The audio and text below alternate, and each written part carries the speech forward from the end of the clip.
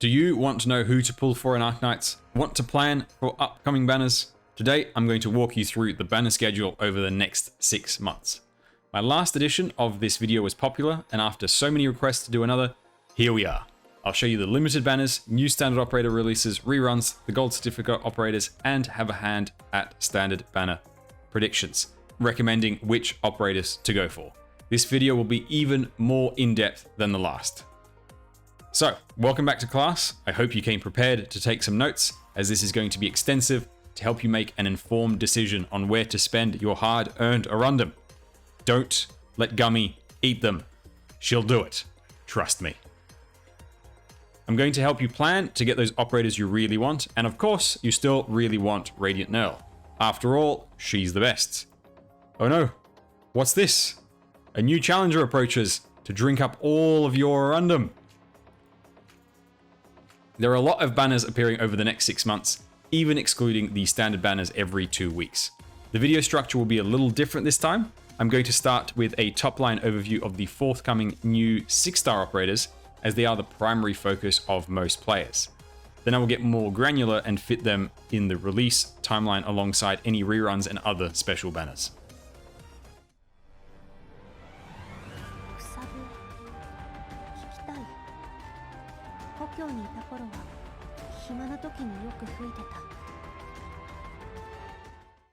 The next new operator and set for release any day now is Fartooth, a long-range sniper that can cover the battlefield.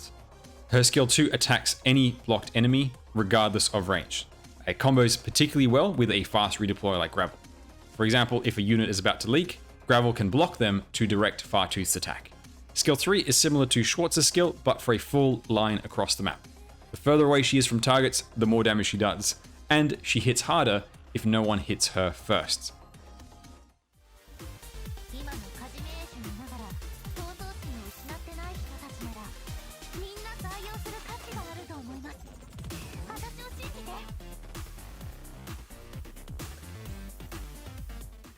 After that, we have Flametail, the Sonic Squirrel. She's a Vanguard mix of Siege and Texas, but all about that dodge. She can become nigh untouchable, and each dodge makes her double strike in return. She can get so fast, it's hilarious to watch. She can also provide dodge to allies.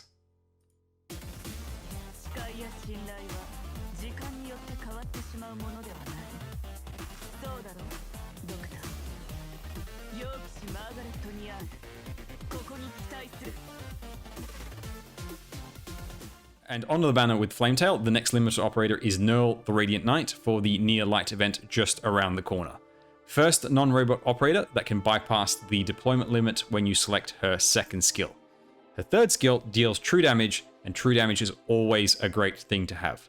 She has a varied toolkit, particularly great for new accounts as she can adapt to multiple roles.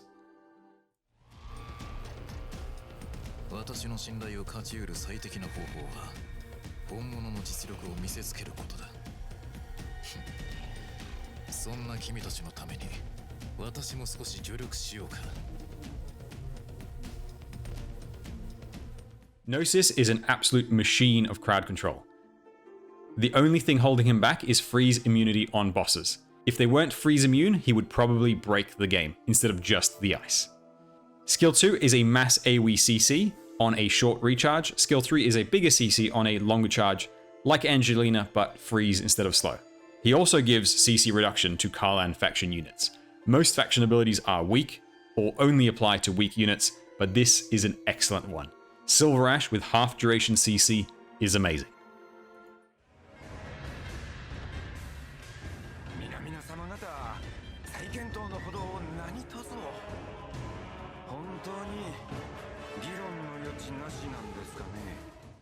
Lee is the perfect operator for players looking for something different.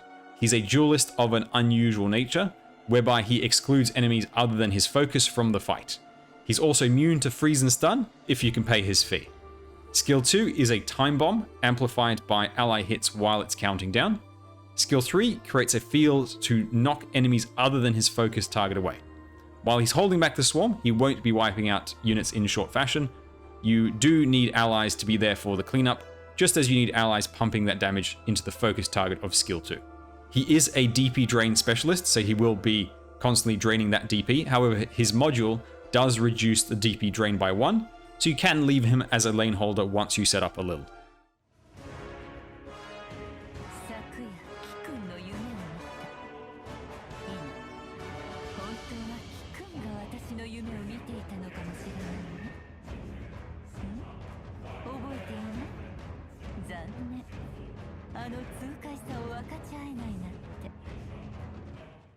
And on the banner alongside Lee, we have the next limited operator after Radiant Nearl, Ling the Summoner. She is so fun to play. I recommend her even if you don't usually use summoners. Skill 1 and 2 are typical summoner skills, one focusing on melee and the other on range with CC. Skill 3 is her best and is so strong. It allows her to summon dragons that fuse together into mega dragons akin to AoE Guardian Defenders with 4 block. Activate her skill and they near double in power while corrupting nearby enemies. I love using Ling.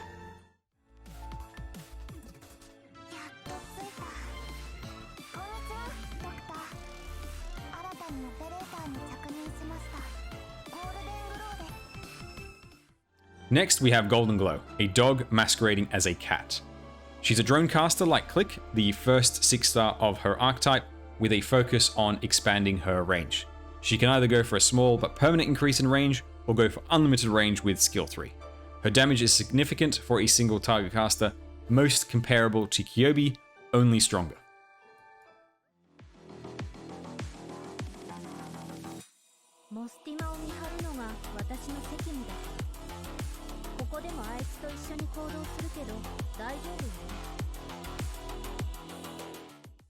Last of the new operators in this video is Fiametta, the Phoenix Artillery Sniper.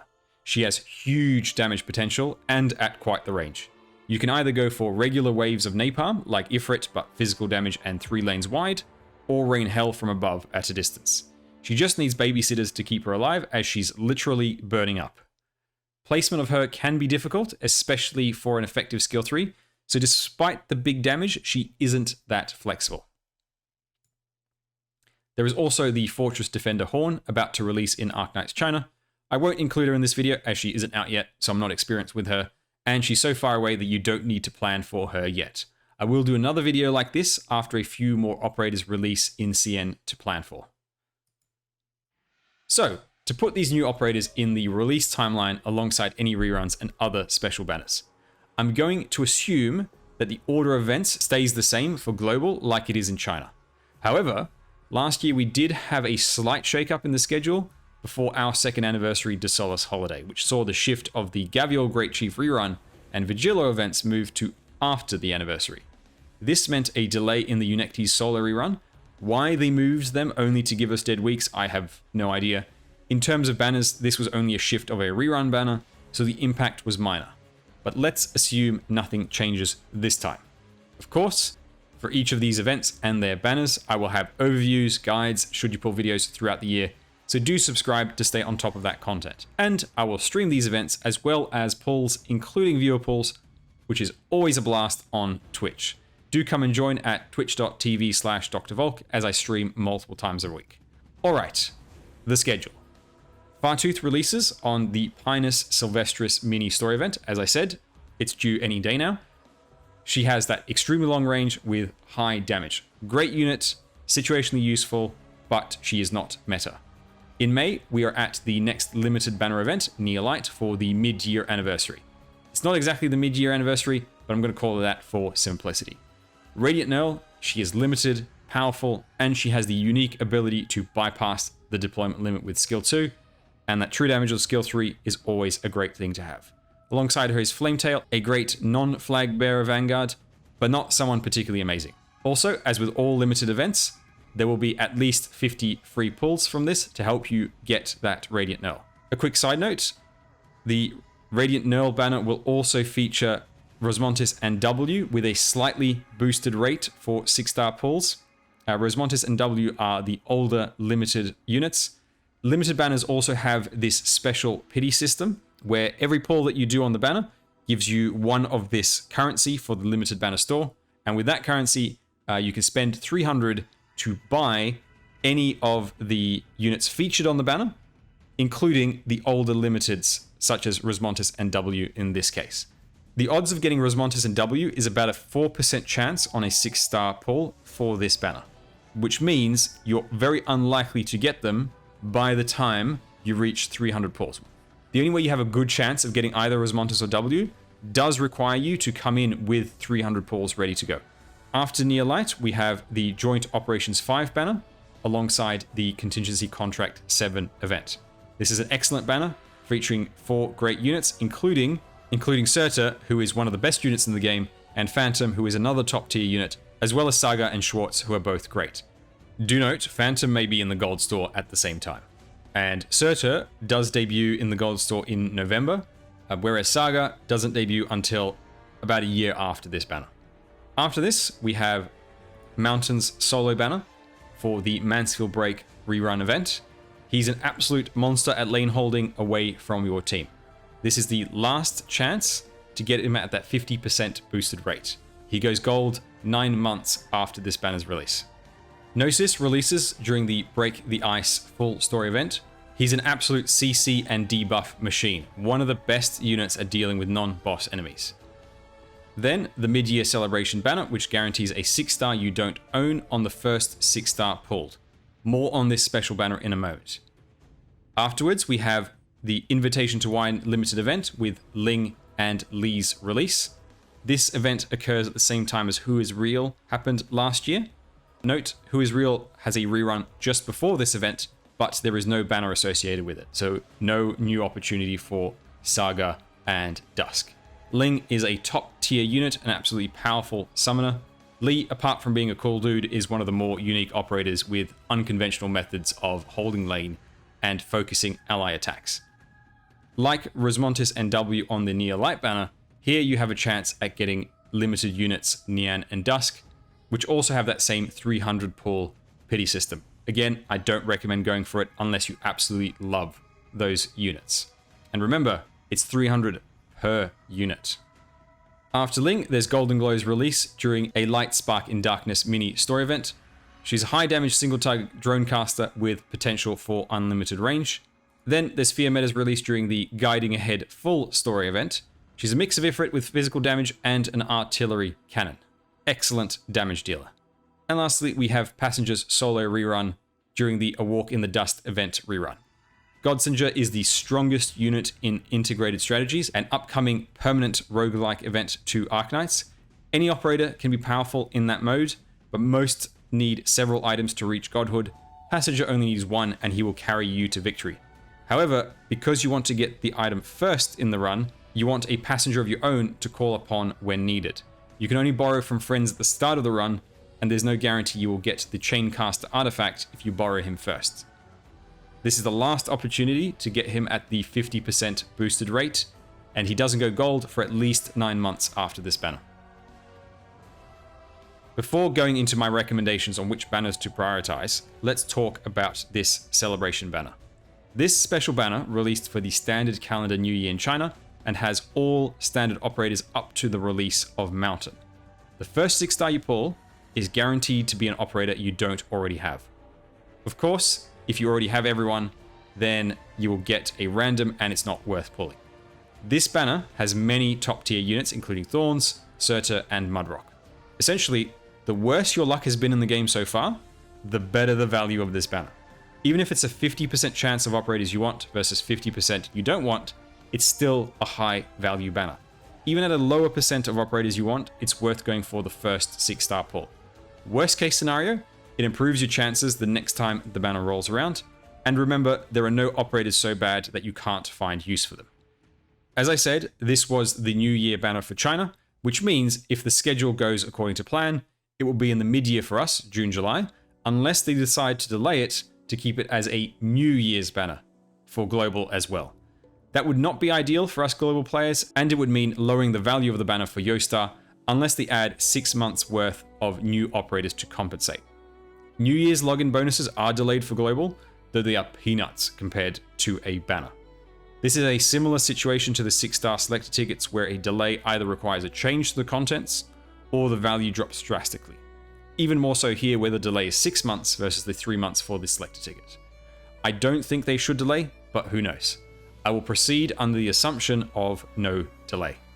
I'll now create a tier list of sorts for the value and importance of each banner to give some focus on what to prioritize. This is just a general guide. Both the power and availability of a unit is considered. We start with Fartooth, who is a great operator, situationally excellent, but she's not very meta, so I put her in the low priority. After that, we have Radiant Nearl, powerful unit, limited of course, so she has to go into that high priority. Then there's the Joint Operations banner, one of the best value banners you can get in the game, absolutely deserves to be in the high priority. Mountain, one of the best lane holders in the game, also deserves to go into high. Then there's Gnosis, one of the best non-boss killing units in the game. Monster at CC and debuffs, also a high priority pick from me. Then there's the New Year Celebration banner, and this one obviously is a bit tricky. It depends on your available units. The better the units that are still available on the banner for you, the better the value will be. But we're going to assume that there's something good for you there. Then there's Ling, an absolute top tier summoner and a limited unit alongside another great unit in Lee. Plus there's a strong 5-star on that banner. So this absolutely does need to go into the high priority. Golden Glow, good single target caster. Doesn't do anything particularly special. She doesn't really stand out that much compared to the existing crop of single target casters. She's still a good unit though, so I put her in the medium priority. Then we have Fiametta with her massive damage and the ability to rain fire from above at a distance. She's absolutely worth going into the high priority. Unlike Fartooth, where Fartooth's situational usefulness doesn't come up that often, with Fiametta, the situational usefulness of her skill 3 occurs a lot more, and you can always swap to skill 2 if needed. And lastly, we've got Passenger in low. I want you to keep in mind that these tiers are to help you make decisions on prioritization. You can't go for everything unless you are a whale. I'm not suggesting that banners in low have bad operators. In fact, there aren't any bad banners on this list at all. The overall quality of this set is higher than the last time I did a 6 months of banners video. That high tier is a little bit crowded though, so let's focus a bit more on that. We are ranking the best amongst the best. Radiant Nearl is not as meta as some limited units like Summer Chen. Of course, if you do want limited units, you have to make her a top priority, but I'm just putting her in that mid-high tier. Joint Tops are the best value banners if you don't have any of the featured operators, and they're a good set, as is this case. With Surta and a backup Phantom, this is a top tier banner for those still on the hunt for those key units, so it does go all the way to the top of the high category. For Mountain, he isn't absolute top priority as there are multiple options for lane holders, and he is a standard operator with more and more opportunities for acquisition. That said, he is an S+ tier lane holder. Gnosis is one of my favorite units and one of the best at dealing with non-boss enemies. Sadly, I can't place him higher than just high because of his muted performance against bosses. That said, there are plenty of ways to deal with bosses, so if you're after someone with a different skill set, then I recommend him higher on your priority. New players though should aim for power picks first and any one of the big debuff operators. As mentioned previously, the Celebration banner is a tricky one to place. Here I'm assuming you have a great chance at a top tier operator. If so, top priority. You're only pulling until the first 6-star, so it won't take much resources either. If, like my main account, you are likely to get Mystima, Chen, Skadi or Siege, then set it to a low priority or perhaps even a skip altogether. The Invitation to Wine banner is an excellent one. Not only do you have top tier Ling, you have a great and unique operator in Lee, and the excellent 5-star Black Knight along the way. Balancing power plus availability for a single operator, I'd say Ling is the single highest priority of these next 6 months. Lastly, we have Fiametta, a high damage unit, even ridiculous damage at times. However, we have plenty of high damage focused operators at this point, and she's not as flexible as the others. That, combined with the fact that she will have a solo rerun, Gnosis 2, means I place her at just high priority. Newer players without sweeper units like Surta, Summer Chen, Silverash, etc. in their rosters will want to push her way up the list. Wait, what's this? A surprise passenger! If you love integrated strategies, then he has to be a higher priority. I still wouldn't place him at the top because he is a standard operator, and there will be other opportunities on standard banners as well as the 6-star selected ticket if you want a guarantee. With everything considered so far, Now I'll provide example timelines of which banners you would pull on over the next 6 months, depending on what you prioritize. I'm going to assume you have none or almost none of the operators discussed so far. Adjust as needed to fit your roster, targets, and of course, your luck. First up, someone whose priority is securing those delectable limited operators. Radiant Nearl is imminent, so you have to save for her, skipping Fartooth. Operators released just before a limited event are often sacrificed. Soon after, you can afford 1 or 2 operators on Joint Operations 5 banner if you need 3 or 4 of those operators, especially if one of those is Surtur. The safer long-term play, though, is buying her in the gold certificate store in November, but that does require a lot of patience. And Phantom may go gold at the same time as this banner too. More on the gold store later. After that, you have the opportunity to go for a solo banner before the next limited, like Mountain or Gnosis, depending on what your roster needs. Gnosis is more unique, but Mountain is much easier to use. If you want 2 operators equally, I recommend going for the newer operator because they are further from going gold, from appearing in the standard banner, and you can't get them on a 6-star selected ticket, and they're forever away from recruitment. As for the mid-year celebration banner, should it occur at the end of June, it depends on the likelihood of you pulling a great unit with that first 6-star. The better your odds, the higher this banner should be in priority. For some players, this could be an absolute top priority banner if only missing top tier units. See the previous section on this special banner if you need a refresher. How much you can go for between limited banners depends all on how lucky you were on the previous limited and how much risk you are willing to take on the next limited. Saving for Ling should be a high priority for limited banner lickers given her strength. Saving 150 pulls before a limited event starts is a solid amount. The event will give you another 50 at least, remember. Of course, you need 300 pulls by the end of the event to secure that luscious Ling 100%, or if you want a past limited operator. I don't recommend going for past limited operators unless you have a deep desire for them. The cost is too great. You're sacrificing about 4 to 6 other banners just for that one operator. After Ling, just like Mountain and Gnosis, you can probably go for a solo. I recommend Fear over Golden Glow unless your roster needs a single target caster. And Passenger is all up to your love of integrated strategies. God won't judge you too harshly for skipping him. A solo banner player has more room to pull as they straddle that tempting 50% chance of the focus unit on a 6-star pull. You can go for Fartooth, she's a great unit, though not a must-have by any means. If you're still in need of older units, you could consider allocating pulls on a standard banner with 2 great 6s instead. Note that Fartooth solo won't rerun. For limited banners, you don't want to waste those free pulls. So collect your free pulls and on the last or second last day, throw in a little extra until you get at least 1 6-star. It's worth it, it won't take that many resources, and who knows, you may end up getting the limited unit.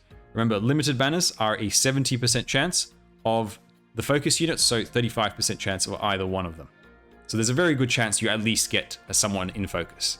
You won't be pulling on the Joint Ops banner, most likely, because it's assumed that you have too many of the units on this banner already because you got them when they ran solo before. If you just need Surtur, I recommend a good standard banner instead, or buying her with the gold certificates in November, or you can buy her with the 6-star selected ticket from Nearl Light if you have money to spend. It's $30 US for a 6-star selected ticket, plus it comes with a 10 pull ticket. There will be a full video on the 6-star selected ticket before Nearl Light releases. Subscribe so you don't miss that video. Reruns like Mountain and Passenger later are there if you miss them on initial release. Though again, I would prioritize new releases over reruns. Gnosis is an excellent pick in a few months. A solo straddler is likely to have all of the best operators, so that mid-year celebration banner may have no value left. However, it might be the perfect opportunity to snag the one remaining white whale unit that you've been after for ages and just refuses to join your team. With Ling's banner, again, use those free pulls and a little more until you get at least 1 6-star. You have 2 great new releases after Ling, so be sure to save for them. If, for whatever reason, you are short on pulls by then and you have to decide between Golden Glow and Fear, keep in mind that while Fear is certainly the stronger of the two, she will have a rerun as her event is a full one. Golden Glow is attached to a mini event which doesn't rerun. If your focus is new solo releases only, you can easily get all of them unless you have absolutely terrible, terrible luck. Some of the most common questions I receive relate to the gold certificate store and its schedule. It's hard to predict returning ops or when they will go gold again, so there's lots of speculation. However, there is no speculation on gold certificate debuts, unless, of course, Hypergriff changes something in the game. It simply follows the unit release order with a new debut every third standard banner. So, Suzerain should be on the next standard banner, debuting in the gold store. She's a highly recommended purchase as she amplifies all of your other units. She was one of my starter units and I've made great use of her.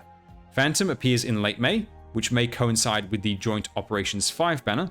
It depends on whether they move that event. Ideally, you want an opportunity to pull on that great banner first and then have the gold purchase as a backup option. He's also highly recommended. With his module and the amazing free Live 2D skin on the horizon, he's hard to pass up. Weedy debuts in July, another great operator, best pusher in the game, and a top tier unit for contingency contracts. Because she is wedged in between better picks like Phantom and Thorns, you may have to skip her. And Thorns debuts in August. One of the best operators in the game for a measly few gold certificates. Yeah boy!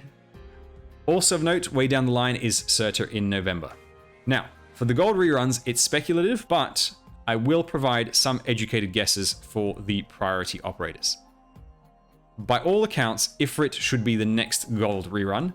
We haven't seen her in a while, since I got her in fact in July 2021. Nightingale is also imminent, an amazing healer against arts damage, a priority pick for upcoming contingency contracts. In the months following, we should get Eyefjella, Angelina, and Silverash. Now, Aya and Angie may be a little later as they were on standard banners not long ago, but weren't the gold store options. Blaze is in a similar situation, but she's on the current standard banner as of the making of this video. She's not gold, of course. And then for non-gold certificate units on standard banners, Mudrock is due and Calcit should appear in a few months. These two are ages away from going gold. I thought I would just mention them because it's worth keeping an eye on some operators for their standard banners. Now with standard banners, the ideal is to only buy operators with gold certificates, as these banners are the worst value in the game. A 25% chance on a 6-star pull of seeing that particular focus operator. On the other hand, if it is a banner with 2 excellent 6-stars, like the current Blaze and Exia one, and you need both featured operators, then it's worth pulling until you get one of them. You can think of it as a 50% chance on a 6-star pull of acquiring someone you want, like a solo banner. And if you happen to get the non-gold unit, you can then spend the certificates to buy the gold unit at the same time. This is how I added Mountain and Silverash to my roster when they both ran together some time ago. Standard banners are so hard to predict outside of the gold store debuts that you can never rely on them to be good. It's particularly tedious when you want a newer operator who is a long way from gold, recruitment, etc. In those cases, you need to weigh up the 25% risk versus your current Horde of Arundum versus your planned future pulls. I would only take the risk for the absolute best and hardest units to acquire, such as Mudrock and Calcit. One can also hope they appear on the future Joint Operations 6 banner. That would be fantastic. There's a pretty decent chance. Joint Operations banners are usually excellent banners with meta picks, and most meta units have already been on a Joint Operations banner, so Mudrock and Calcit are likely at least one of them, possibly even both. And Joint Operations banners tend to also feature a wide variety of different unit types, and Mudrock and Calcit are very different, so there's a good chance of them appearing on Joint Operations banner together. Of course, that's a very long way away. And that is a look at 6 months of banners and what I recommend pulling for. Hope this has helped you plan your pulls. If you find the video useful, do share it around, subscribe if you're new here, and hit that bell so you don't miss anything, including upcoming videos on all events and all skins. You can join me on Twitch, where I stream several times a week, or on our Discord server to ask for help, links below. Thank you kindly for watching, and I'll see you in the next one. Bye.